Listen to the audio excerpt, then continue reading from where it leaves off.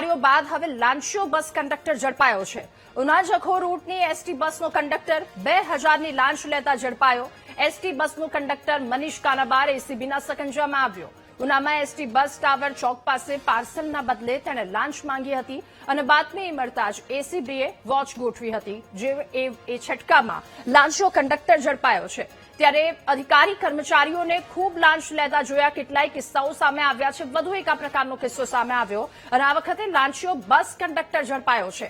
Una Jakhau રૂટની ST બસનો conductor 2000ની લાંચ લેતા ઝડપાયો। આ કંડક્ટર એસીબીના સકંજામાં આવ્યો છે। એસટી બસ ટાવર ચોક પાસે પાર્સલ લઈ જવાના બદલે તેણે લાંચ માંગી હતી।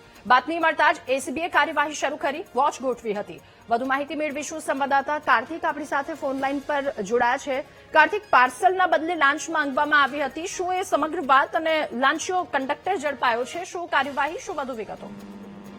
જી રાજા, વાત કરીએ તો જે જખો બંદરથી બસ આવે છે ઉના એસટી, જેમાં જે કંડક્ટર છે મનીષ કાનાબાર, તેઓ દ્વારા જે વાંથી જે જખોથી જે પાર્સલ લાવવામાં આવેલું હતું, તેમાં આજે જે ફરિયાદી પાસે તેમની પાસે જે પૈસા માંગવામાં આવેલા હતા તેને લઈને એસીબીની વોચ છે તે અગાઉ ગોઠવેલી હતી। અગાઉ પણ તેમની તૈયારીમાં જ હતી અને જયારે એસટી બસ છે તે ટાવર ચોક પાસે આવી અને જ્યાં ઉભી રહી અને જે પેસેન્જર પાસેથી જે પૈસા લે છે તેને લઈને એસીબી દ્વારા રંગે હાથે તેમને પકડી પાડવામાં આવેલો છે અને કાયદેસરની પણ હાથ ધરવામાં આવેલી છે। જી કાર્તિક, આભાર આપનો વિગતો સાથે જોડાવા બદલ।